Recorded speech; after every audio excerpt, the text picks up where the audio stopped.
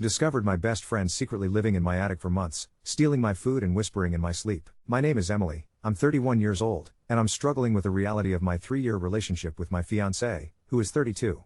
For context, he came out of a deeply abusive marriage just 2 years before we met. What she did to him was excruciating, especially when it came to money. She drained him for everything, forced him to buy expensive jewelry, only to break it or pawn it after. Fights, she demanded designer clothes, luxury cars, trips, and had him buy a big house. It didn't end there. When the divorce happened, she took almost everything. Despite all this, my fiancé is still incredibly well off. He makes well into 6 figures, almost 7, has a few million in inheritance from his grandfather, and got another few million from his parents. He has more money than he could ever need. So yes, he was financially abused, but it's not like he's actually suffering for cash. Last year, I moved into his house. He didn't charge me rent, but I split bills and buy the groceries. I pay for my own clothes, my own jewelry, and I'm proud of having a good job and being able to take care of myself.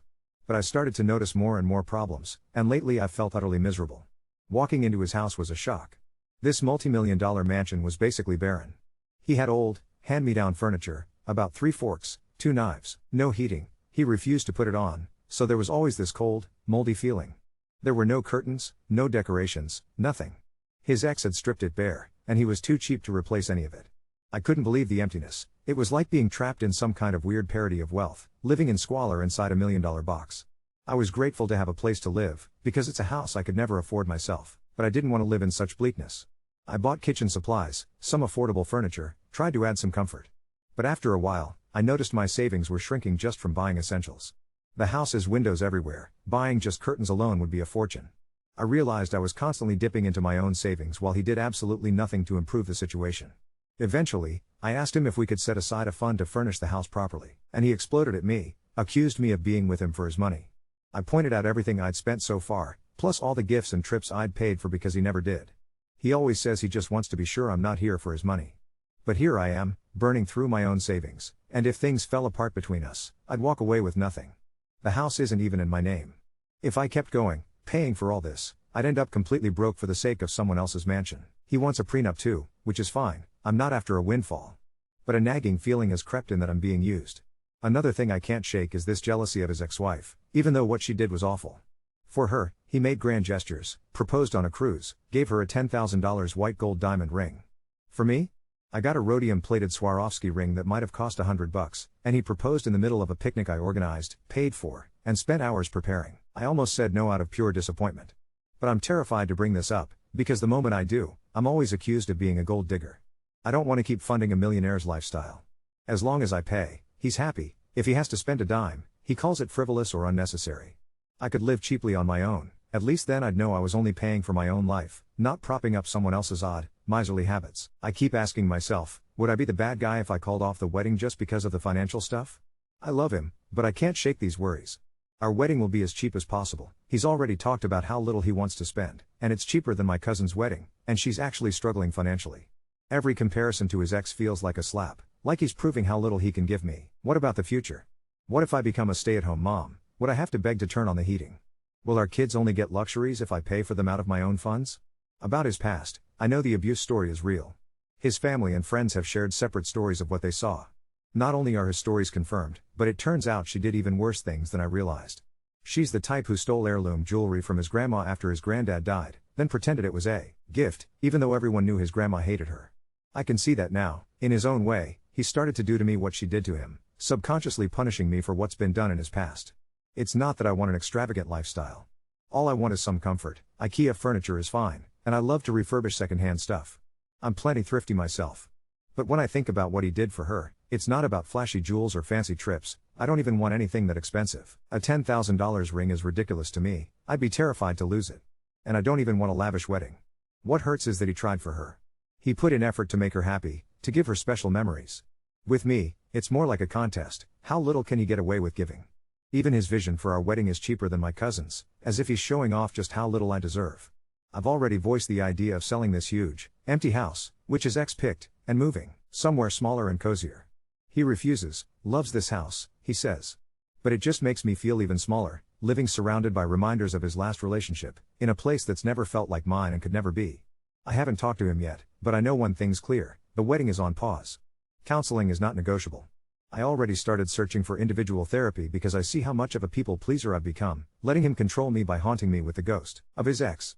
I'm looking for a place to rent for a few months. I need space, badly.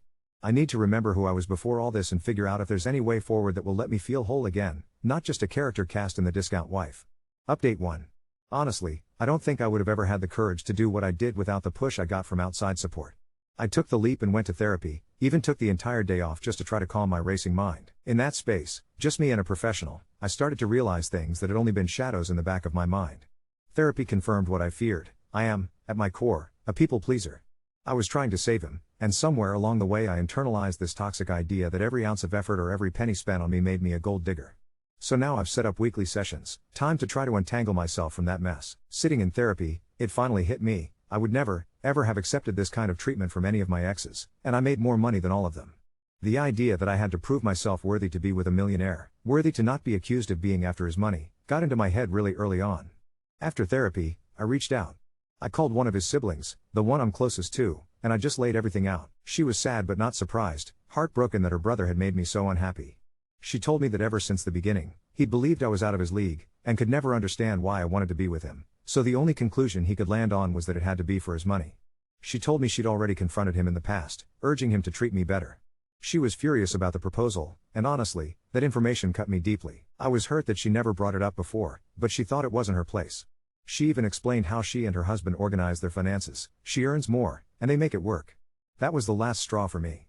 I packed a bag. I haven't found a new place yet, but for now I'll stay with my parents. I've decided I need at least 6 months apart to get myself together. I quietly loaded my things into the car because, truthfully, I had no idea how my conversation with him would go. Then came the hardest part, the talk. I waited for him to come home. He was pretty late, but there was no way I could sleep another night with this looming over me. I had written down what I wanted to say. I've never been so terrified. I didn't want to hurt him. I had no idea how he'd react. Drawing from some advice I'd been given, I started by telling him I was moving out and that I wanted to pause our engagement. He barely spoke, just sat down, silent. I told him how much he hurt me by calling me a gold digger, and that I was done walking on eggshells, done feeling guilty just for wanting basic things. I told him I was unhappy and felt neglected, and that after 3 years of me showing up for him, if he still didn't believe I was there for him, nothing would ever convince him. He stayed silent. I pushed on, telling him that constantly comparing me to his ex was not just unhealthy, it was unfair, and that punishing me for her mistakes was abusive. His endless comparisons had seeped into my mind, making me feel like somehow she was worth more than me. The irony? He used to do nice things for her, but with me, I'm just expected to be grateful for the chance to pick up the bill. I said he wasn't ready for marriage, that the thought of having kids and living like this with him filled me with dread. I told him I could never trust he'd take care of me if I became a stay-at-home mom. I even said, out loud, that he was abusive and a user. My anger was building as I spoke. I could feel myself losing composure, straying from the script I'd written. He remained almost eerily quiet, his face blank, giving me nothing. Eventually, I just stopped talking. When it became clear he wasn't going to respond, I got up to leave. That's when he finally spoke. He quietly asked me not to go, wanting to know if I was just pausing the wedding or calling it off, desperate to know if it was over or if there was still a chance. I told him I needed to leave, that I couldn't take living in what felt like his ex's palace of sadness anymore. I told him if there was any hope, he needed to start therapy, especially financial therapy. I needed real separation. I was open to couples counseling, but only if he committed to individual counseling first. He begged me to reconsider, pleaded with me not to go through with the separation, but honestly, it was the only thing I really wanted. I asked him to think about it, then walked out, leaving him behind. Only then did he finally show some emotion. He cried. That night, somewhere in the early morning hours, he sent me a long text. He said he was a wreck, unable to sleep, and started making all sorts of promises, how he'd go to therapy, sell his house, buy a smaller one, and make sure I was always taken care of, no matter what. He promised he'd help make a home with me, and was just desperate for me to come home. But that's just it. It doesn't feel like home to me anymore. I feel empty and exhausted. I've slept most of the day. There's a deep sense of guilt in me, but also, for the first time, just a sliver of relief. I'm not sure how I feel about the future or even whether I'd want to go back if he followed through on everything he promised. I need time to process all this and find myself again. I'll go back only for my kitchen supplies and my TV, nothing else. The rest of it can stay in that chapter of my life. Update 3. So as I said, I left. Right now, I'm looking for an apartment I can afford, and my parents are helping me out. I'm living with them and saving up every bit I can. I haven't closed all doors to the past, but for now, we're broken up and I've gone completely no contact. That first week apart, he transferred a large sum of money into my account. The moment I saw it, I bristled. It just made it so clear that he still thought money was the only thing that kept me there. I deducted the price of the couch I left behind and sent everything else back, then asked him to stop contacting me altogether. He respected my wishes, and right now, I finally feel free. For so long, I felt guilty for my own needs, for wanting something as simple as being taken out every once in a while, but the longer I'm away, the more I realize what I went through was abuse. I have an autoimmunity problem, and living in that freezing house made me flare up terribly. Even after that, he kept turning the heat down. He would rather see me miserable than pay, an extra $100 a year in heating. That was the price of my comfort. The last I've heard, he put the Palace of Sadness on the market. I saw the ads. Honestly, I was thrilled to see he's really following through with that. I heard from his sister that he's in therapy now, and while that gives me hope for him, what matters most is what I do next. I am happy for him, and I hope he sticks with it, but unless I see real, fundamental change, and even then, I'm not sure. Right now, I'm focusing on rebuilding my own life. I'm even thinking about getting a puppy. If we ever started again, it would have to be from scratch, with me taking things slow, dating, not just picking up where we left off. Therapy is a good idea, and I can see now how much of this I brought onto myself by always trying to please others, being a savior, bending over backward to make him happy and forgetting myself in the process. Update 4. Well, I wasn't planning on posting another update, but honestly, I need somewhere to process what just happened because I'm still shaking. It's been about 2 months since I moved out, and I've been doing really well. I found a cute little 1-bedroom apartment that's actually within my budget, got my puppy, a golden retriever mix named Charlie who's been the best therapy, and I've been going on dates. Nothing serious, just rediscovering what it feels like to be treated normally by men who don't make me feel guilty for existing. Last week, I matched with this guy David on a dating app. He seemed sweet, took me to a nice but not expensive restaurant, paid without making it weird, and we had genuine chemistry. We've been texting constantly since then, and he asked me out for this weekend. Here's where it gets insane. Yesterday, I was at the grocery store near my old neighborhood because they have the best produce, and I ran into my ex's sister, Sarah. She looked uncomfortable the moment she saw me, which was weird because we'd always gotten along great. After some awkward small talk, she pulled me aside and said she needed to tell me something. Apparently, about 3 weeks ago, she went to check on my ex at his house. He'd been radio silent with the family, not returning calls, which wasn't like him even during our worst times. She found him there with a woman. Not just any woman, his ex-wife. The same one who financially abused him, stole from his grandmother, and supposedly made his life hell. Sarah said they looked comfortable together. Like they'd been spending time together for a while. I felt like I'd been punched in the stomach. Sarah kept apologizing, saying she didn't know if she should tell me, but she was so angry at her brother that she couldn't keep it in anymore. She said when she confronted him, he claimed they were just talking through things and getting closure, but Sarah isn't buying it. The kicker? Remember that large sum of money he transferred to me that I sent back? Sarah thinks some of it might have actually gone to his ex-wife. Apparently, she's been having financial difficulties since her recent divorce from husband number 2. I drove home in a daze. Part of me felt vindicated, like this proved I was right to leave, that he was never actually over her. But another part of me felt this weird, hollow betrayal. All those times he called me a gold digger, all those comparisons, all that trauma he claimed from their relationship, and here he is, potentially bankrolling her comeback tour? The worst part is how it's messing with my head. I've been doing so well, feeling confident, ready to move forward. David texted me yesterday asking if I wanted to go hiking this weekend, and for the first time in months, I was genuinely excited about a date. Now I'm second-guessing everything again. I called my therapist for an emergency session tomorrow. I know logically that what my ex does now isn't my problem. We're broken up, I chose to leave, and I'm building a good life. But why does this feel like such a slap in the face? Why do I care that he's potentially giving her everything he refused to give me? Sarah begged me not to confront him about it, said she wasn't even supposed to tell me. But I'm sitting here wondering, was our entire 3-year relationship just him trying to prove he could be different from how he was with her? Was I just some kind of practice round while he figured out how to get back to his real love? The thing that's really eating at me is that I spent so much time trying to prove I wasn't like her, wasn't after his money, wasn't manipulative. And maybe the cruel irony is that because I wasn't like her, I was never going to be enough for him. Maybe he needs the drama, the manipulation, the financial chaos. Maybe healthy love just felt boring to him. I don't know what to do with this information. Part of me wants to text David and cancel our hiking date because I feel like I'm not in the right headspace. But another part of me thinks that's exactly what I shouldn't do, that I should go, have fun, and let my ex make whatever terrible decisions he wants to make. Charlie is currently sprawled across my lap, which is helping. At least someone in my life is pure, uncomplicated love to give. I guess what I'm struggling with is, why does this hurt so much when I was the one who left? I thought I was over him, but apparently finding out he might be with her again is bringing up all these feelings I thought I'd processed. My therapist is going to have her work cut out for her tomorrow. Update 5. I never thought I'd be back here writing another update, but life has a twisted sense of humor. The emergency therapy session helped. My therapist reminded me that healing isn't linear and that learning about my ex with his ex-wife was bound to bring up old wounds. She encouraged me to go on the hiking date with David, and honestly, it was exactly what I needed. David turned out to be incredible. We hiked for 4 hours, talking about everything and nothing. He's a veterinarian, which Charlie absolutely approved of when David came over after our hike to meet him. For the first time in years, I felt like I could just be myself without walking on eggshells.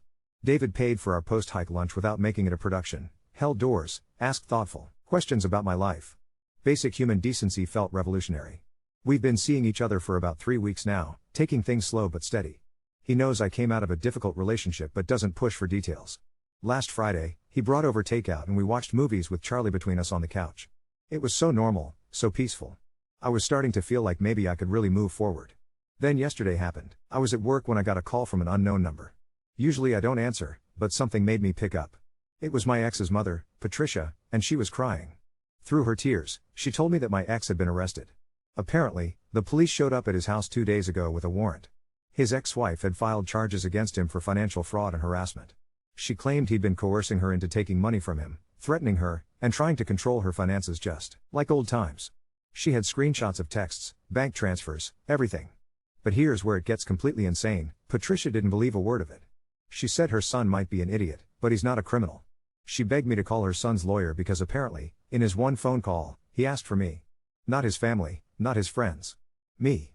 I told Patricia I couldn't get involved, that I needed to stay away for my own sanity. She started crying harder, saying she understood but that something felt wrong about the whole situation. Before hanging up, she said something that's been haunting me. Emily, I think she's doing to him exactly what she did before, but worse this time. I tried to put it out of my mind, focus on work, look forward to my date with David that evening. But I couldn't concentrate. That nagging feeling in my gut wouldn't go away. So I did something probably stupid. I called Sarah. Sarah was a mess. She said the family was in chaos, that her brother's lawyer was expensive and the charges were serious enough that he might actually do time. But then she told me something that made my blood run cold. 2 weeks ago, before the arrest, Sarah had driven by the house again to check on him. This time, she didn't just see him and his ex-wife together, she saw another car in the driveway. A car she recognized as belonging to Mark, his ex-wife's new boyfriend. Sarah said through the window, she could see all three of them at the kitchen table with papers spread out everywhere. The next day, her brother texted the family saying he'd decided to sell some investments to help someone going through a hard time and that they shouldn't worry about him. Now Sarah thinks his ex-wife and her boyfriend orchestrated this whole thing, convinced my ex to transfer money to her, then used those same transfers as evidence that he was financially controlling and harassing her. Classic manipulation, but with a modern twist. I felt sick. Despite everything he put me through, despite how angry I still am at him, the thought of him sitting in jail because he fell for his abuser's manipulation again just broke something in me. David could tell something was wrong when he came over. I ended up telling him the whole story, about my ex, the arrest, everything. I expected him to be uncomfortable, maybe suggest we slow things down. Instead, he listened carefully and then said something that surprised me. It sounds like you're worried about someone you care about getting hurt, even though they hurt you. That says good things about who you are. He didn't pressure me either way, but he did ask what I thought I should do. That's when I realized I'd already made up my mind. This morning, I called the lawyer. Not to get back together with my ex, not because I want him back in my life, but because if his ex-wife really is setting him up, someone needs to speak up about the pattern of abuse I witnessed. The lawyer wants to meet with me next week. David offered to come with me for moral support, which honestly made me like him even more. I know this complicates everything. I know it might mess up what David and I are building. But I also know that if I don't help and my ex goes to prison for something he didn't do, I'll never forgive myself. Even if he was a terrible partner to me, even if he chose her over me, nobody deserves to be destroyed by their abuser twice. Charlie seems to sense my stress, he hasn't left my side all day. At least I know he'll still love me no matter how messy my life gets. Update 6. I met with the lawyer yesterday, and what I learned has left me questioning everything I thought I knew about my ex and his relationship with his ex-wife. David came with me as promised, sitting quietly in the waiting room while I gave my statement about the financial abuse I witnessed during our relationship. The lawyer, a sharp woman named Ms. Chen, listened carefully as I described the pattern of manipulation, the guilt trips about money, and how my ex's behavior seemed to stem from trauma. But then she showed me something that made my stomach drop: security camera footage from my ex's neighborhood. The footage, from 3 different houses over the past 2 months, shows his ex-wife's car at his house almost daily. Sometimes she'd stay for hours, sometimes overnight. But here's the kicker, she wasn't alone. Mark, her boyfriend, was there too, but they had a system. She'd arrive first, he'd show up about an hour later, and they'd leave separately. On camera, it looked like she was visiting my ex alone, but the timestamps revealed the truth. Chen explained that they'd likely been planning this for months. The ex-wife would visit, probably recording conversations on her phone, getting my ex to agree to financial help while making it sound coercive. Mark would coach her from another room or via earpiece. They built a case brick by brick, and my ex, still trauma-bonded and desperate to prove he wasn't the monster she'd made him believe he was, walked right into it. But then Chen told me something that made me feel like the floor had dropped out from under me. My ex hadn't just been giving money to his ex-wife. He'd been liquidating investments, borrowing against his inheritance, maxing out credit cards. In 2 months, he'd moved almost $800,000 to various accounts she controlled. His family had no idea how bad it had gotten. The lawyer asked if I knew why he might have been so desperate to help her. That's when I realized, it wasn't just about the trauma bond. My leaving had broken something in him. Sarah had mentioned he'd been radio silent with his family, and now I understood why. He'd been so ashamed of losing me that he'd convinced himself if he could save his ex-wife this time, somehow he could prove he wasn't the failure he thought he was. I left the lawyer's office feeling like I needed a shower. David was waiting with coffee and didn't push me to talk during the drive home. But that evening, as we sat with Charlie, I finally broke down. All this time, I'd thought I was the strong one who left a bad situation. But my leaving had been the catalyst for my ex to fall into something so much worse. David held me while I cried, and when I was done, he said something that's been replaying in my mind. You can't save someone from drowning if they keep swimming back to the person pushing them underwater. This morning, I got a call that changed everything again. It was Sarah, and she was frantic. Apparently, the ex-wife had escalated. She'd filed for a restraining order, claiming my ex had been stalking her and threatening her life. But Sarah had figured something out. She'd been tracking her brother's location through the family's shared Apple account, something they'd set up when their dad had health issues. According to the phone's GPS, my ex had been at a psychiatric facility for the past 4 days. Not jail, a hospital. He'd apparently had what the doctors called a complete psychological break during questioning and had been placed on a 72-hour hold that had been extended. Sarah begged me to visit him. She said he'd been asking for me, that he'd told the doctors I was the only person who truly knew what his ex-wife had done to him before. The facility would only allow visits from family or people on an approved list, and somehow, I was still on his emergency contacts from when we lived together. I told Sarah I needed time to think. David and I talked about it over dinner, and he surprised me again with his maturity. He said he could see this was eating at me, and that he'd rather I deal with it now than have it haunt our relationship later. He did ask for one thing, that I be honest with myself about why I felt compelled to help. That question kept me up all night. Am I doing this because I genuinely believe in justice? Because I feel guilty about leaving him vulnerable? Or is there some part of me that still cares about him in a way I don't want to admit? This morning, I made the call. I'm going to visit him this afternoon. Not because I want him back, not because I think we have a future, but because sometimes the right thing to do isn't the easy thing to do. David offered to drive me there and wait in the car. I think I'm falling for this man, and that terrifies me almost as much as walking back into my ex's chaos. Charlie is coming too. Apparently he's registered as an emotional support animal, and something tells me I'm going to need all the support I can get. I have no idea what I'm going to find when I get there, or what my ex is going to say to me. But I keep thinking about what David said, you can't save someone from drowning. Maybe I can't save my ex, but I can at least throw him a rope and let him decide what to do with it. Update 7. I'm writing this from my car in the hospital parking lot because I need to get this down while it's still fresh in my mind. What just happened in there? I don't even know where to begin.